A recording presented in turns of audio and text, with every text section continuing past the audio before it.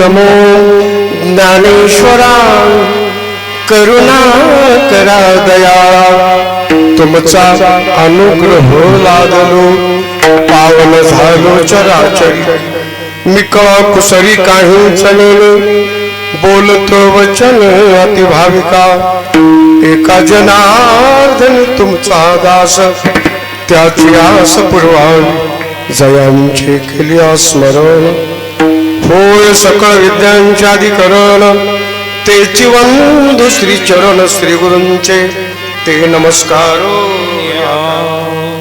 नमो सद्गुरु तुकया ज्ञानदीपा नमो सद्गुरु सच्चिदानंद रूपा नमो सद्गुरु भक्त कल्याण मूर्ती नमो सद्गुरु भास्करा पूर्ण कीर्ती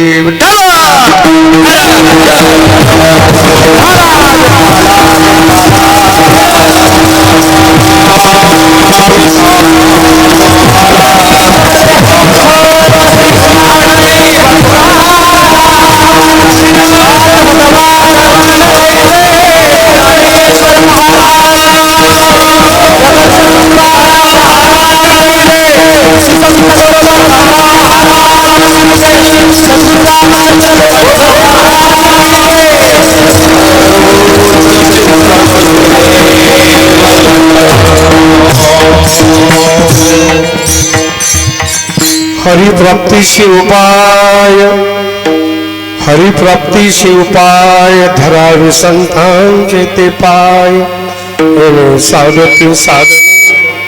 तेने साधती साधने तुटती भावाची बंधने संत श्रेष्ठ वारकरी संप्रदायाचं भूषण एक वारकरी संप्रदायातलं शांत प्रिय अशा प्रकारचं व्यक्तिमत्व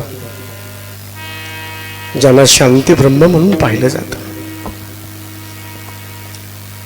वारकरी संप्रदायामध्ये हा फार मोठा अलंकार आहे जीवनामध्ये मिळालेला. आज किती लोकांकडे शांती हा महत्वाचा प्रश्न आहे. आणि शांती केव्हा प्राप्त होत असते? पवित्रता असेल तरच. आणि पवित्रतेतून शांती आणि शांतीशिवाय खरं सुख नाही. असं शांत प्रिय जीवन ज्यांचं गर्भ श्रीमंत संत परंतु आपल्या श्रीमंतीचा मोठेपणा त्यांनी समाजाला कधीच भासू दिला नाही. पाण्यानं भरलेली घागर कधी पाण्याचा आवाज करत नसते. गर्भ श्रीमंत महात्मे मी श्रीमंत आहे जगाला सांगत नसतात. ज्या वृक्षाला प्रचंड फळं लागलेले असतात तो वृक्ष नेहमी खाली झुकलेला असतो. ज्यांची मनाची उंची हिमालयापेक्षाही उंच आहे, ज्यांच्या अंतःकरणाचा व्यापकपणा आकाशापेक्षा व्यापक आहे आणि ज्यांच्या विचाराची खोली सागरापेक्षा खोल आहे, असे शांती ब्रह्म एकनाथ महाराज यांचा अभंग सद्गुरु माऊलींच्या कृपाशीर्वादाने उपस्थित भाविकांच्या साक्षीने या प्रसंगी निवडण्यात आलेला आहे. आपल्या पुण्यपावन अशा एकूरका तालुका कळंब जिल्हा धाराशिव अशा पवित्र भूमीमध्ये अधिष्ठान जगन्मातेचं आहे. सर्व मंगल मांगल्ये शिवे सर्वार्थ साधिके शरण्ये त्र्यंबके गौरी नारायणी नमस्तुते अशी शक्ती. आणि जगन्मातेला शिवशंकरांनी जो गुह्य ज्ञानाचा विचार असणारा सांगितला आणि ते गुह्य ज्ञान असताना पहिल्यांदा कुणी ऐकलं असेल तर आमच्या कवी नारायणाने ऐकलं. तेच पुढे मच्छिंद्रनाथांनी गोरक्षनाथाला सांगितलं. गोरक्षनाथांनी मोठ्या प्रेमानं गहिनीनाथांना सांगितलं. गहिनीनाथांनी पुढे ते निवृत्तीनाथ दादांना सांगितलं आणि निवृत्तीनाथ दादांनी पुढे ते ज्ञानराज माऊलीला सांगितलं आणि ज्ञानराज माऊलींनी तमाम जनता जनार्दनाला सांगितलं. दत्त महाराजांची कृपा प्रत्येक 12 वर्षाला ह्या साधकांना मिळालेली. साधक जेव्हा अंतःकरणापासून साधना करत असतात तेव्हा त्या साधकाला आपल्या जीवनामध्ये साधनेच्या द्वारा साध्याची प्राप्ती होत असते. साधकानं साधना करत असताना आपल्या साधनेचा कधी विसर पडू देता कामा नये. नेहमी माणसानं भूतकाळ स्मरणात ठेवावा. माझं प्रामाणिक मत आहे, जे माणसं भूतकाळ विसरत असतात ती माणसं इतिहास कधीच घडवत नसतात. अनेक दगडांनी पायामध्ये गाडून घेतलेलं असतं तेव्हा सुंदर अशा प्रकारची इमारत तयार झालेली असते. बऱ्याच वेळेला माणसं कळसाचं कौतुक करत असतात, पण पायाला का विसरावं माणसानं? कळसाचं जरूर कौतुक करा, पण पायाला विसरू नका. संत कृपा झाली इमारत फळाली, ज्ञानदेवे रचिला पाया, उभारले देवालया. असे एक अलौकिक व्यक्तिमत्व संत मायबापांचं आहे. संतांनी तुमच्या आमच्या जीवनात केलेले उपकार आपल्या जीवनामध्ये आपण कधीही विसरू शकणार नाही. जगाच्या नियंत्या भगवंताची प्राप्ती व्हावी अशी डायरेक्टली इनडायरेक्टली अनेकांची इच्छा असते, परंतु जोपर्यंत आम्ही संतांना शरण जात नाही तोपर्यंत भगवंताचा अधिकार आम्हाला कसा करणार? खऱ्या अर्थानं जीवनामध्ये अधिष्ठानाची गरज आहे. अधिष्ठानाच्या पुढेच नेहमी अनुष्ठान केलं जातं. उभ्या बाजारात कथा हे तो नावडे पंढरीनाथा. अधिष्ठानाच्या पुढे जेव्हा अंतःकरणापासून अनुष्ठान चाललेलं असतं आणि अनुष्ठान करणाऱ्या साधकाला अधिष्ठानाच्या पुढे जेव्हा हे भाग्य प्राप्त झालेलं असतं तेव्हा अनुसंधान तयार झालेलं असतं. अनुसंधान जेव्हा तयार झालेलं असतं तेव्हा देहाचा विसर पडलेला असतो. देहाचा विसर पडल्याशिवाय स्वस्वरूपाची ओळख होणं शक्य नाही. आणि ज्या वेळेला स्वस्वरूपाची ओळख झालेली असते तेव्हा मनाची उन्मनी अवस्था झालेली असते आणि चित्ताची चैतन्य अवस्था झालेली असते. जाणीव आणि नेणीवेच्या पलीकडे जाऊन वृत्ती तदाकार बनलेली असते. पण अशा अवस्थेतले सर्वांग निर्मळ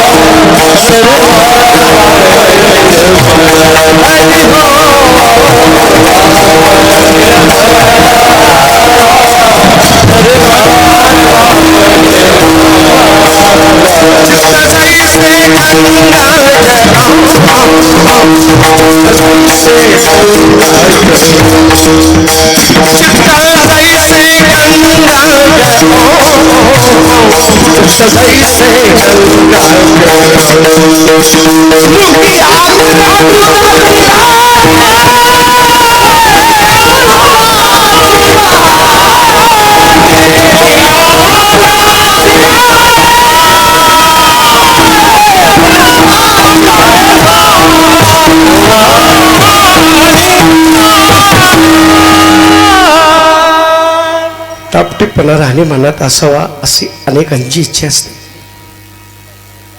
जरूर माणसाकडे टापटीपणा असावा राहणे मनात, त्याबद्दल कुठल्याही प्रकारचं दुमत नाही. पण नुसतं बाहेर रंगाचा टापटीपणा असून चालत नाही. अंतरंगाचं पावित्र्य आमच्याकडे आवश्यक आहे. एक्सटर्नल गोष्टीला झिरो किंमत ते प्रमाणतात. इंटरनल बाहेरून माणूस नुसता परमार्थिक दिसून असून चालत नाही, आतून परमार्थिक असावा. बाहेरंगाने माणूस प्रापंचिक दिसला तरी चालेल, पण आतून प्रापंचिक नव्हे तो परमार्थिक असला पाहिजे. प्रपंच करू नका असं संतांनी कधीच नाही हो सांगितलं. प्रपंच जरूर करा, पण प्रपंच करत असताना सुद्धा आपला प्रपंच परमार्थ स्वरूप झाला पाहिजे. जोडून आधन उत्तम व्यवहारे उदास विचारे वेच करी, उत्तमची गती तो एक पावेल, उत्तम भोगील जीव खान. चार पुरुषार्थ धर्म अर्थ काम आणि मोक्ष. आपण आपल्या जीवनामध्ये ह्या 4 पुरुषार्थाच्या द्वारा निश्चित वाटचाल करायची आहे. परंतु एक सर्वात महत्वाची गोष्ट आहे, इथे मात्र आम्हाला आमच्या जीवनातलं इथिक्स पाळता आलं पाहिजे. आमच्या जीवनातलं नैतिक मूल्य आम्हाला सांभाळता आलं पाहिजे.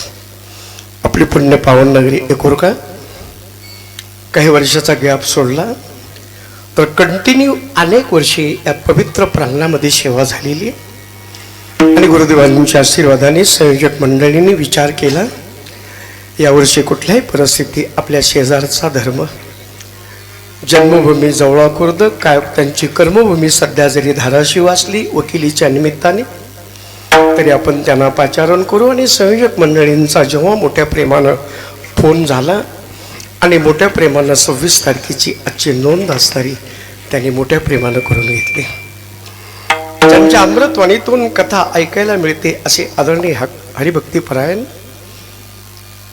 आमचे पांडुरंग महाराजजी शिंपले, आपल्याच गावचे असणारे सुपुत्र, आपल्याच गावचं रत्न, त्यांनी मोठ्या प्रेमानं मला पत्रिका सुद्धा मोबाईलवरती पाठवली, व्हॉट्सअपवरती. आणि गुरुदेवांच्या आशीर्वादाने एक लागलेली सवय वेळेला महत्त्व देणे, कुठल्याही परिस्थितीमध्ये वेळ दवडता कामा नये, कारण वेळ आणि काळ कोणाची वाट पाहत नाही.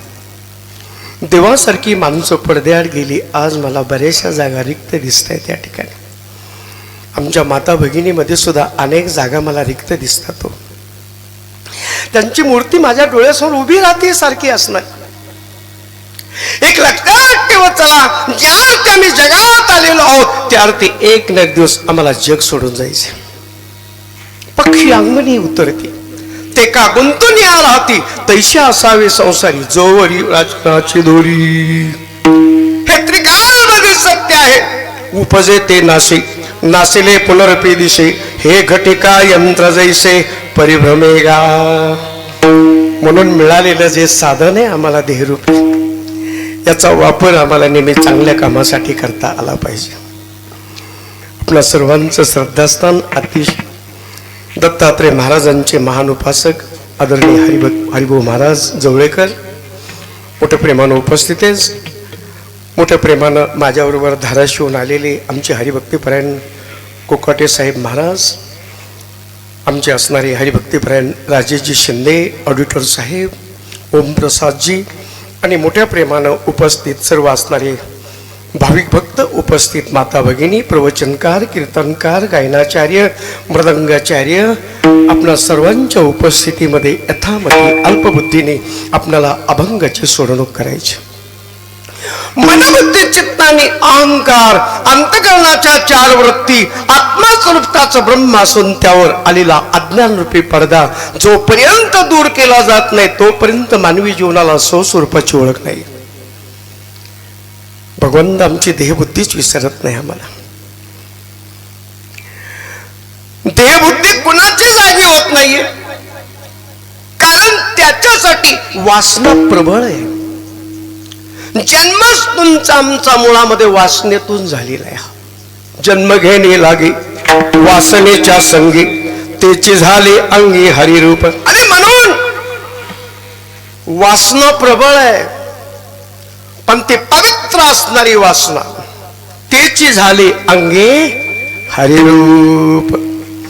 सुंदर अशा प्रकारचं चिंतन जेव्हा देवा आज वैराग्य रागरसिक संत गोरोबा काका आपल्या पवित्र असणाऱ्या परिसराचं भाग्य आणि गुरुदेवांच्या आशीर्वादाने मोठ्या प्रेमानं त्यांनी कालेश्वराच्या अधिष्ठानापुढे जावं आणि मोठ्या प्रेमानं अनुष्ठान करावं.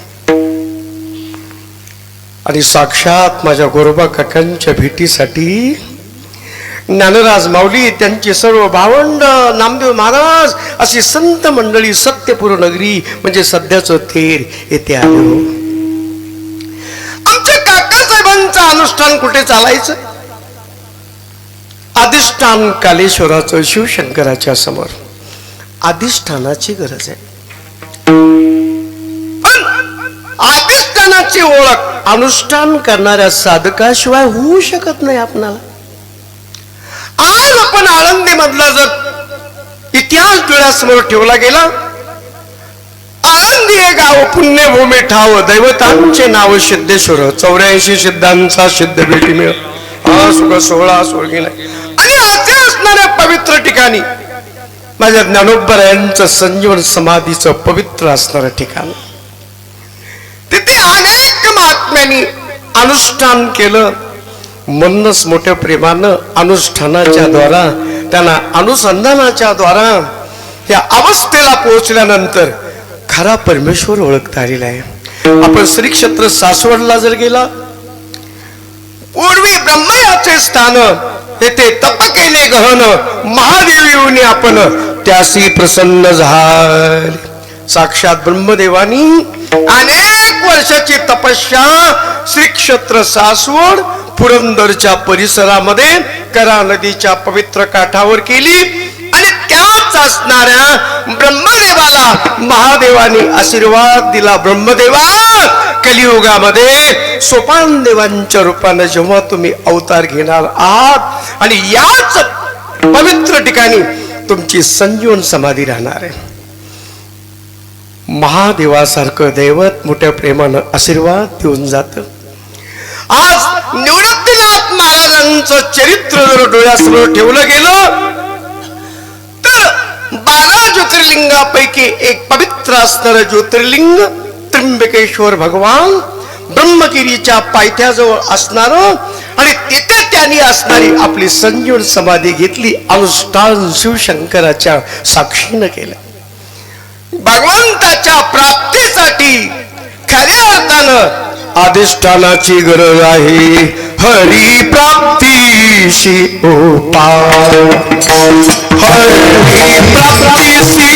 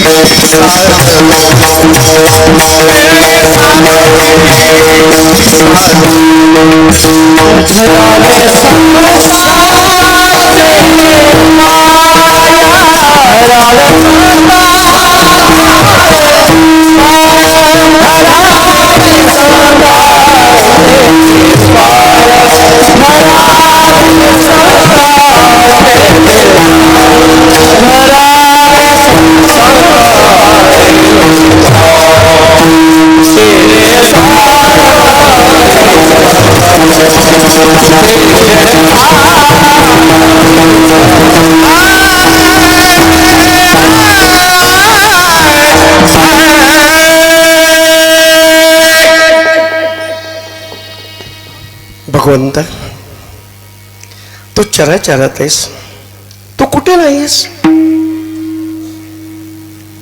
जे जे दृष्टी दिशे येते ते हरिरूप, पण तू जवळ असून आम्हाला तुझी ओळख होत नाही. बऱ्याच वेळेला तसं घडतं, जवळ असताना त्याचं लक्ष आपल्या जवळच आहे हे लक्षात येऊ शकत नाही. तैसा हृदयामध्ये मी रामू, असता सर्व सुखाचा आराम, की भ्रांता शिकामू विषयावरी. प्रत्येकाच्या हृदयाच्या ठिकाणी त्याचं वास्तव्य. पण किती लोकांना ओळख आहे. खऱ्या अर्थानं माझे ज्ञानोबराय सांगायला सुरुवात करतात. बाबांनो, आपण भावार्थ दीपिकेमधील अध्याय क्रमांक 9 हा जर डोळ्यासमोर ठेवला गेला, किती गोड असणारा विचार मांडला. आपण बऱ्याच वेळेला जवळ बसतो पण त्याची ओळखच होत नाही लवकर. पाही पा दूध पवित्र आणि गोड, पाशी त्वचेची पदराड, परी ते आविर्वणी गोचिड, अशुद्ध काय न सेविती. गायीचे कासेत गोचिड बसलेला असतो, पण त्या गोचडाला दुधाचं महत्वच कधी कळालं नाही. जवळ येत आम्ही रात्रंदिवस, तो आत बसलेला आहेस म्हणूनच आम्ही बोलतोय, तो आत बसलेला आहेस म्हणूनच आम्ही चालतोय, म्हणूनच आम्हाला ऐकता येत आहे. ही सर्व असणारी क्रिया चालली तुझ्याच कृपेनं चाललेली आहे. जसं गाईच्या कासेत गोचिड बसलेला असतो, परंतु त्या गोचडाला दुधाचं महत्व कधीच कळालं नाही. गाईच्या कासेत बसतो पण रक्त सेवन करतो, त्याला दुधाचं महत्व कळालंच नाही. त्वचेच्या पदराच्या आड असणार, परंतु क्षणभरासाठीच ते वासरू सोडलं जातं आणि आपल्या आईच्या जवळ जातं आणि मोठ्या प्रेमानं प्यायला सुरुवात करतं. प्रेमाचा पाना आई रूपे गाय जेव्हा सोडते आणि तेव्हा मिटक्या मारत मारत ते पवित्र आणि गोड असणारं दूध ते वासरू प्यायला सुरुवात करतं. वासराशिवाय जसं दुधाचं महत्व आम्हाला कळू शकत नाही, तसं तुझा सुद्धा अधिकार संतांच्या सानिध्यात गेल्याशिवाय आम्हाला कसा करणार आहे. का कमलगंध आणि दरदुरी नांदू नके एकेची घरी, परी परागो सेविजे भ्रमरी एरा चिखल उचिवरे. चिखलातून कमळ उदयाला यावं, टराव टराव टराव टराव टराव टराव. बेडकांचं वास्तव्य त्या फुलाच्या पायथ्याशी असावं, परंतु त्या बेडकाला फुलाचं महत्व कधीच कळलं नाही. ती बेडक फुलाच्या जवळ बसतात पण चिखलच खातात सारखा.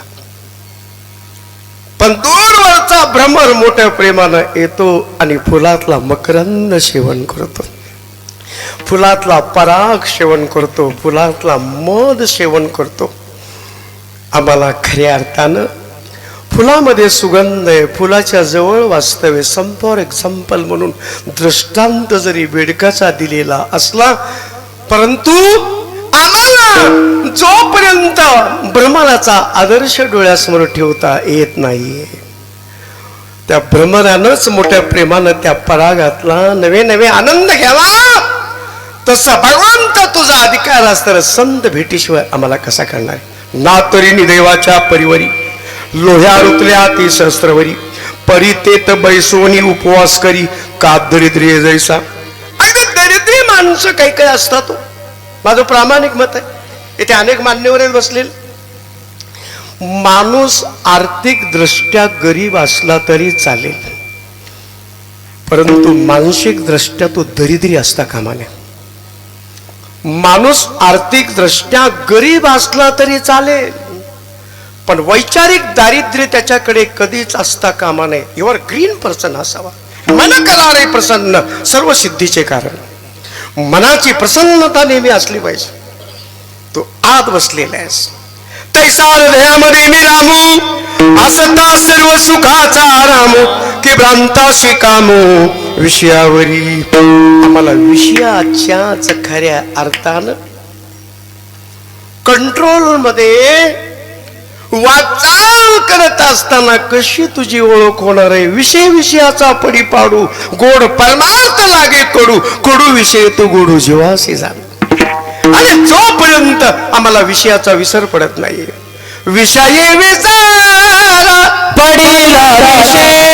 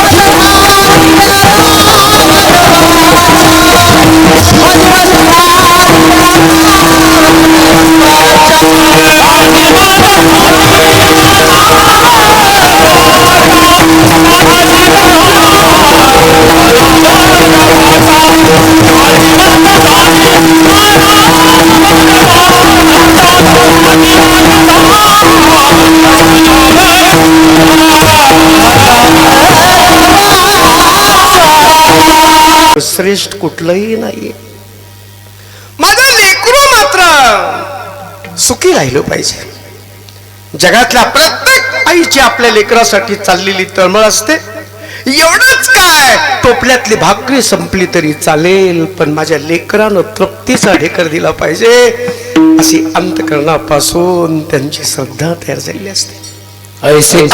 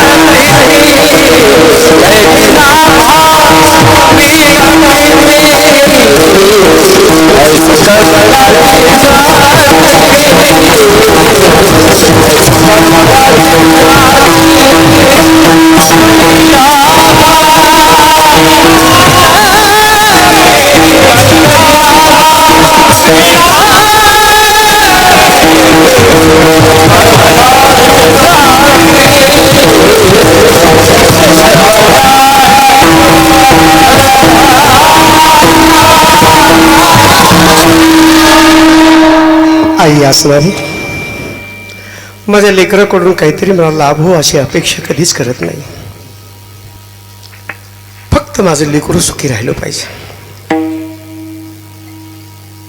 आईची चुकली माय बाळ हुरहुरु पाहे, जगामध्ये आईसारखं दैवत नाही, पण बालपणी जेवढं आईची आठवण आपण करतो तेवढी आपण तारुण्यावस्थेमध्ये आपल्या आईची आठवण करतो का, महत्वाचा प्रश्न. तमाम जनता जनार्दनासाठी हा प्रश्न. आई आई कधी कधी शिवी देते रागावून आपल्या लेकराला, पण आईची शिवी नसून लेकरासाठी आशीर्वादाची ओवी ठरत असते. हे आयुष्यात कधी विसरू नका. त्याच्यात तुम्ही आम्ही सर्वजण आहात, बोलणारा सहित सर्व ऐकणारे तुम्ही आम्ही.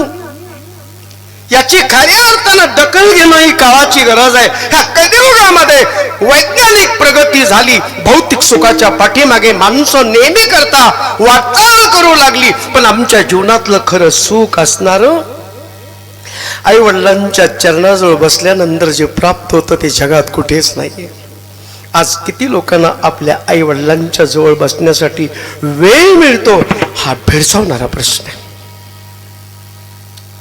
विवेकानंदासारखे असणारे एक थोरसे भारतीय विचारवंत रामकृष्ण परमहंसांचा आशीर्वाद मिळाला आणि खंडप्राय देश अमेरिकेसारख्या देशामध्ये जेव्हा सर्वधर्म संमेलनाच्या मध्ये भारताचं प्रतिनिधित्व करण्याचा त्यांना योग आला आणि त्याच वेळेला त्या आंतरराष्ट्रीय क्षेत्रामध्ये त्या संमेलनामध्ये माझ्या बंधू आणि भगिनीनो असा शब्द प्रयोग करणारे एकमेव आमचे स्वामी विवेकानंद आहेत.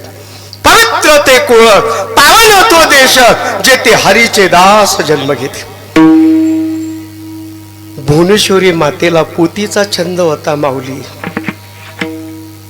आईला पोती ऐकायचा छंद होता, आईला भजनाचा छंद होता. आईनं भजनाहून आल्यानंतर, पोतीहून आल्यानंतर काय करावं, आपल्या लेकरांना प्रसाद द्यावा.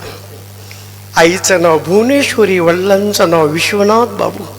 विश्वनाथ बाबू हे प्रख्यात लोकप्रिय वकील आहेत. अध्यात्मातली बैठक आहे आणि विज्ञानाची दृष्टी आहे. पुण्य आम्हाला आमच्या जीवनामध्ये आईकडून मिळतंय, वडिलांकडून मिळतंय, आपल्या घराण्याकडून मिळतंय. आणि स्वतःचा नंबर फार उशीर आहे, म्हणून माझ्यामुळं मनात येऊ देऊ नका, मी करतो मनात येऊ देऊ नका. पहिलं पुण्य आईचं आहे, दुसरं वडिलांचं आहे, तिसरं आपल्या घराण्याचं आहे, आणि त्याच्यानंतर चौथं आत्मपुण्येन भाग्यवान शिलो मात्र पुण्येन पितृपुण्येन चौरा औदार्योश पुण्येन आत्मपुण्येन भाग्यवान. संत मायबाप सांगतात, जेने विठ्ठल मात्रा घ्यावी तेने पत्ते सांभाळावे. पत्ते जीवनातलं फार महत्वाचं आहे. आणि म्हणून जीवनामध्ये खऱ्या अर्थानं लेकरालाच आपल्या आईचा अधिकार कळतो. लेकरू मिटक्या मारत मारत आई जवळचं अमृतासारखं दूध पितं. तसं संतांच्या सानिध्यात गेल्याशिवाय त्या भगवंताचा अधिकार आम्हाला कसा कळेल. अमृतामुनी गो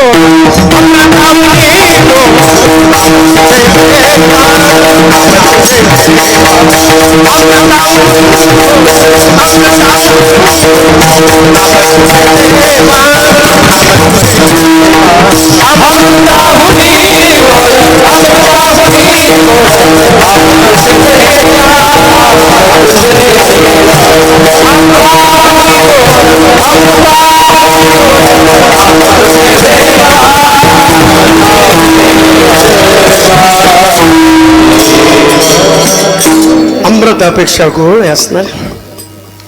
जसं लेकरालाच आईच्या दुधाचं महत्व कळतं, तुझ्या नामामृताचा अधिकार फक्त संतांनीच ओळखावा. पण सध्याच्या काळात संत कुणाला म्हणायचा हा भेडसावणारा प्रश्न आहे. वारकरी संप्रदायाला बोंदुगिरी कधीही मान्य नाहीये. कर्म आपलं पवित्र करत चला बाबा. आपल्याजवळ ऍक्शन जरूर असावी, पण त्याची रिॲक्शन दुसऱ्याला होऊ नये याची काळजी घेण्याचं सोडू नका. साधक बना ईश्वराचे, पण आयुष्यात बाधक बनू नका. विठ्ठल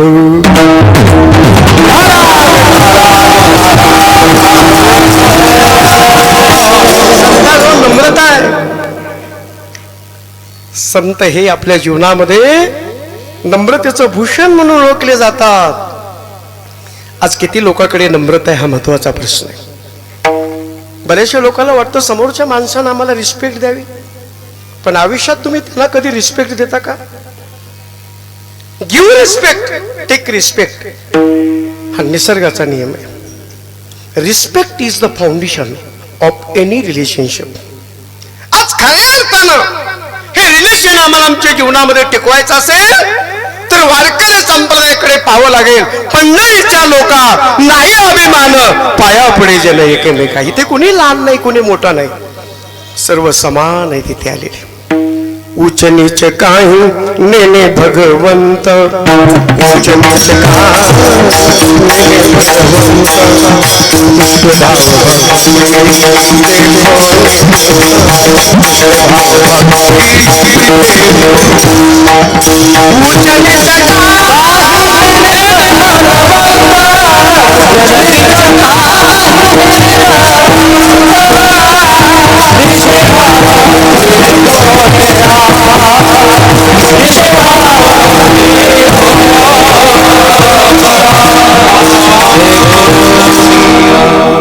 फक्त भक्ती प्रेम पाहतो.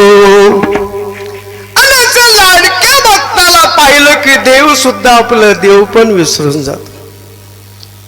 मग याईवरी पार्था माझ्या भजनी असता, तरी तया माता मुकुट करी. शिवशंकर परमात्मा पांडुरंगाच्या भेटीसाठी गेले. शिवशंकर परमात्माला पाहिल्यानंतर पांडुरंगाला एवढा आनंद झाला. आज जगाच्या पाठीवर असं दैवत आहे की त्याने शिवलिंग आपल्या मस्तकावर धारण केलेले. ते आणि आम्ही वेगळे नाही आहेत. जीवनामध्ये खऱ्या अर्थानं मनातलं पहिल्यांदा द्वेत काढा. आणि द्वेत जोपर्यंत आमच्या मनातलं निघत नाहीये, कारण देव आणि संत हे वेगळे नाहीये. देवते संत, देवते संत, निमित्त त्या प्रतिमा किंवा हरी ते संत, संत ते हरी, आयुष्य वेदचारी बोलतात. आणि अशा हरीची प्राप्ती भगवंता प्रत्येकाला व्हावी वाटते, परंतु त्यासाठी आमच्या जीवनामध्ये संतांना जोपर्यंत मन शरण जात नाहीत. संत कसे आहेत? आई वडिलांसारखं प्रेम करणारे. म्हणून संतांना आई वडिलांची उपमा दिली. तुम्ही संत माय तुम्ही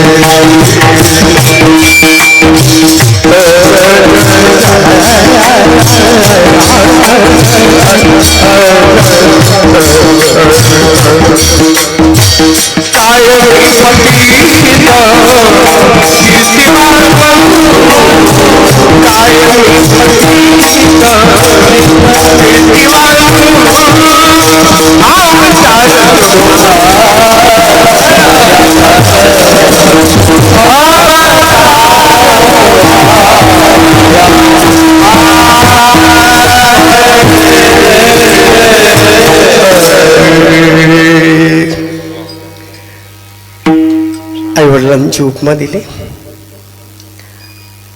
संतांना पाहत असताना तू सुद्धा आईवडिलासारखाच देवा, परंतु अशा दैवताचा अधिकार माय जगन्नाथ बाप जगन्नाथ अनाथाचा नाथ जनार्दन. आणि म्हणून संत यांना आईवडिलांची उपमा दिली. आपलं नाही कोणी कौतुक केलं तरी चालेल, पण माझ्या लेकरांचं कौतुक झालं पाहिजे. हे जगातल्या प्रत्येक आईवडिलांची तळमळ चाललेली असते. आपल्या फाटक्या तुटक्या वस्त्राला अनेक ठिकाणी ठिगळं मारलेली असतात, पण देवाच्या पुढे जाऊन एकांतामध्ये आपले अश्रू दुसऱ्याला दिसणार नाहीत याची दक्षता घेऊन देवाच्या पुढे साकडे घालत असतात. देवा, माझ्या लेकरावर कृपा छत्र धर बरं, माझ्या लेकराला उघडं पडू देऊ नकोस बरं. आणि एखादा महात्म्य आले, मंदिरात घंटा वाजवली, तो कानावर जर आवाज आला, लागलीच आपल्या डोळ्यात आलेले अश्रू पुसायला सुरुवात करतात. आपल्या डोळ्यातले अश्रू ते जगाला दिसू सुद्धा देत नाहीत. जसं शेतकरी वर्ग पेरलेलं बी कधी उघडं पडू देत नाही हो. आमचा बळीराजा कृतिका नक्षत्र जर जास्त पाऊस झाला तर लोखंडासारखी जमीन होते. रोहिणी नक्षत्र जर पाऊस पडला आणि योग्य असणारी जमिनीची मशागत झालेली असेल तर मृग नक्षत्रामध्ये जो आमचा बळीराजा कृषी राजा शेतकरी पेरणी करायला सुरुवात करतो, पण पेरणी करत असताना रासणी करायचं कधी विसरत नसतात. ते पेरलेलं बी कधी उघडं पडू देत नसतात. ते फार प्रेम करतो लेकरावर, असं आई वडील दाखवत नाहीत. तसं जगासाठी आम्ही एवढं काम करतो असं ते कधी दाखवत नाही. जगाच्या कल्याणा संतांच्या विभूती देह कष्टविती परोपकारे. आणि म्हणून आम्हाला साधन काय सांगतात,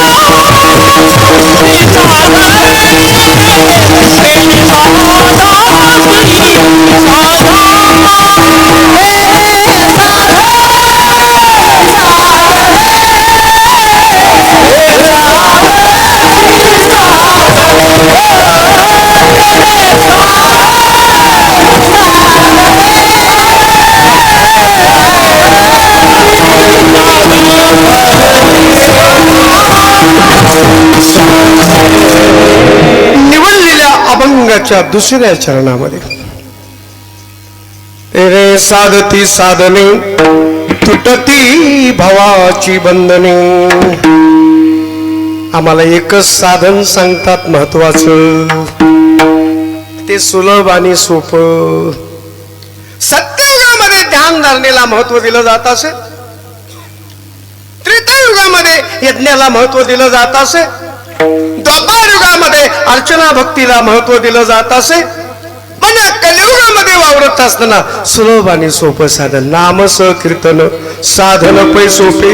जळतील पापे जन्मांतरीची नलगती सायास, जावे वनांतरा सुखे येतो घरा. नारायण ठाईच पैसोनी करा एक चित्त, आवडी आनंद आळवावा. काय गोड असणारा विचार.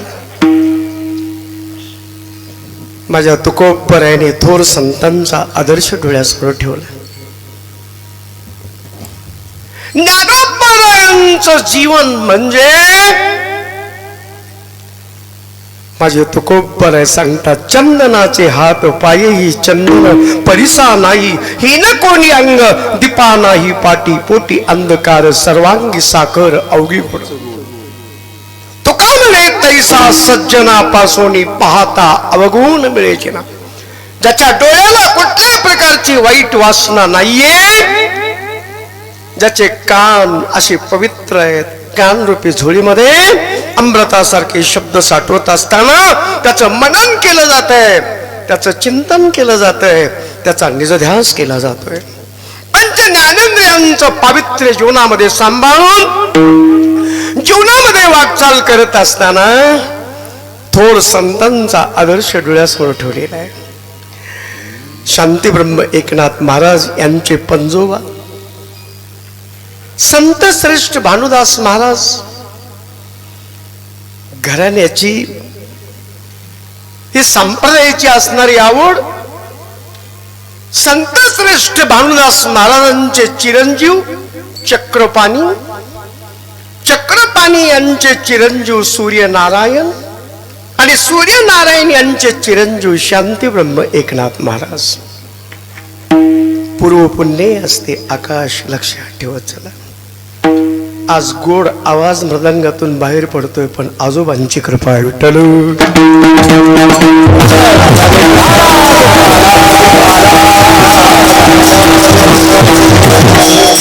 जवळ परिसरात किंवा एकुरगाव परिसरात कुठे आल्यानंतर त्या महात्म्याला विसर कधी पडत नव्हता.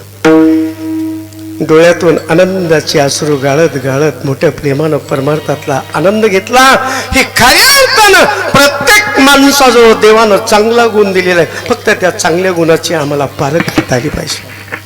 माझ्या ज्ञानोबरायाने ही भावार्थ दीपिका सर्वांचं कल्याण करणारी अशी एक अमृतासारखी मांडणी, जे श्रीकृष्ण भगवंतांनी धर्मक्षेत्राच्या प्रसंगी कुरुक्षेत्रावर जे गुह्य ज्ञान असणारं साधक भक्त अर्जुनाच्या निमित्ताने सांगितलं, पण तेच गुह्य ज्ञान 700 श्लोकाचं तुमच्या आमच्यापर्यंत पोहोचवण्यासाठी माझ्या ज्ञानोबरायाने त्या 700 श्लोकाचा विस्तार केला.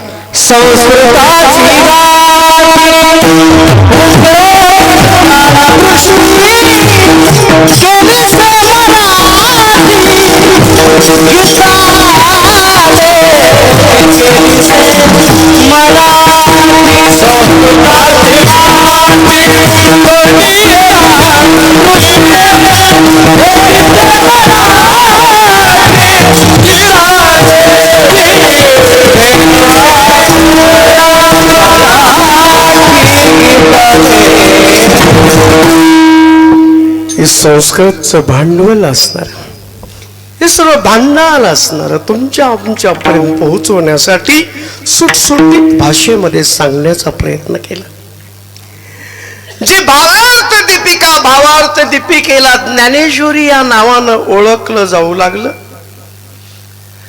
जे विस्तार करत असताना डिक्टेशन दिलं ते सच्चिदानंद बाबांनी तयार केलं. माझ्या ज्ञानोबरायाने सांगितलं आणि सच्चिदानंद बाबा त्याचे लेखक झाले. सच्चिदानंद बाबा आदरे लेखक हो जहार.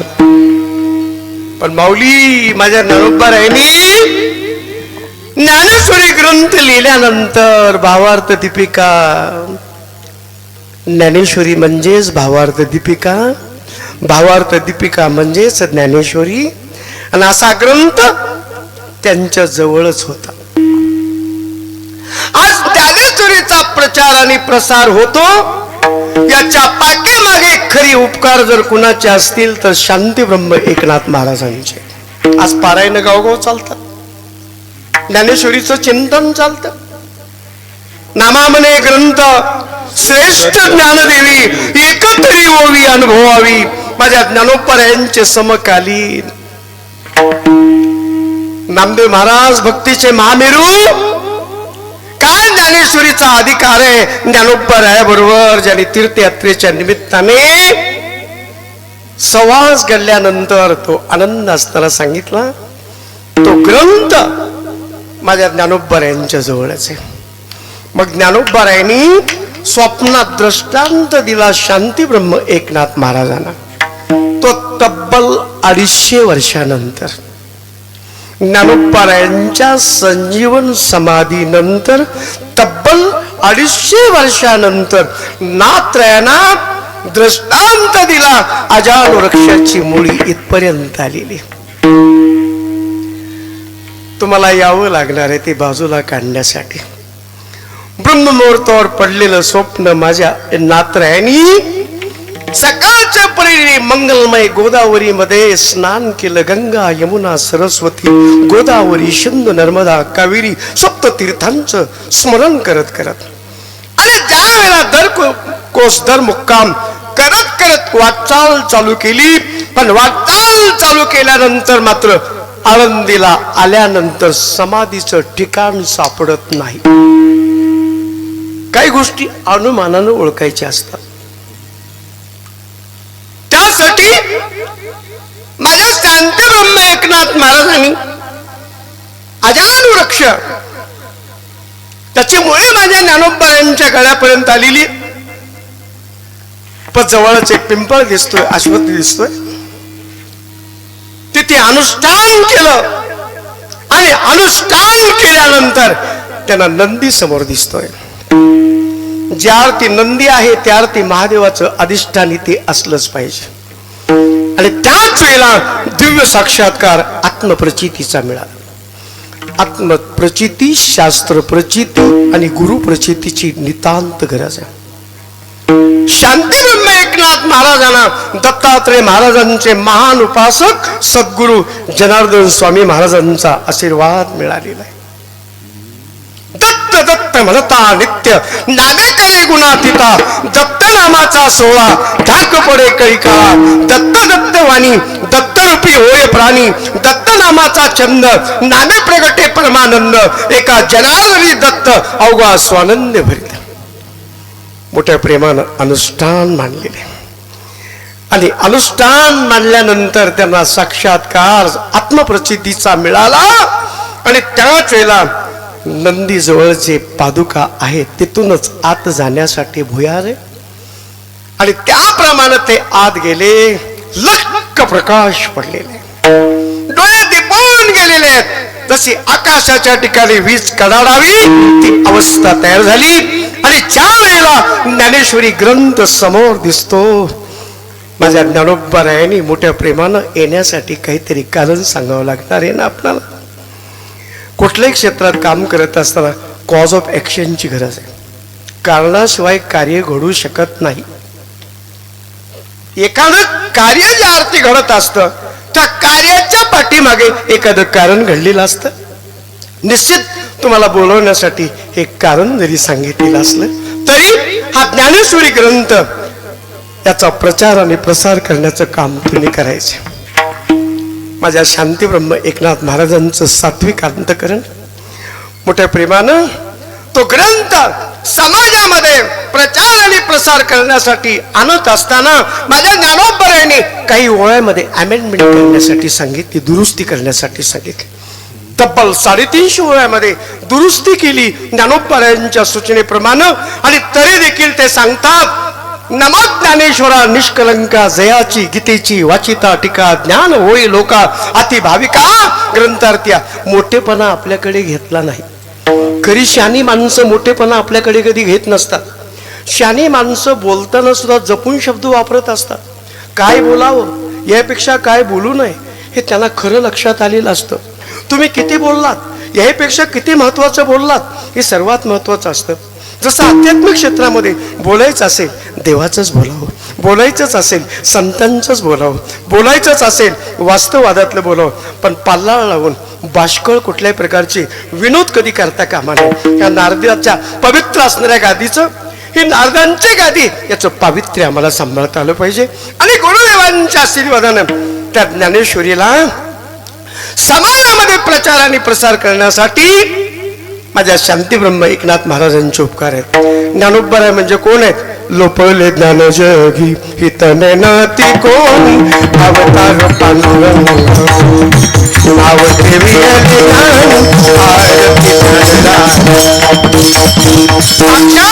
माझ्या ज्ञानोबराय म्हणजे साक्षात भगवान पांडुरंग आहेत, महाविष्णूचा अवतार सखा माझा ज्ञानेश्वर. पण त्या ज्ञानराजांचा अधिकार भावार्थ दीपिकेच्या माध्यमातून नात्र्यांच्या रूपानं आज आम्हाला कळाला. तसं हरीचा अधिकार, भगवंताचा अधिकार आम्हाला ओळखण्यासाठी संतांना शरण जायचे. पण त्यासाठी सुलभ आणि सोपं भगवंताचं नाम हेच खरं साधन आहे. नाम घेता वाया गेला आयसा कोणी ऐकेला, सांगा विणमी तो तुम्हासी संत महंत सिद्ध ऋषी. नामे तरला नाही कोण आईसा द्यावा निवडून, सलगीच्या उत्तरा तुका म्हणे क्षमा करा. नाम घ्या नाम घ्या ओ चंदहरीच्या नामाचा, चंदहरीच्या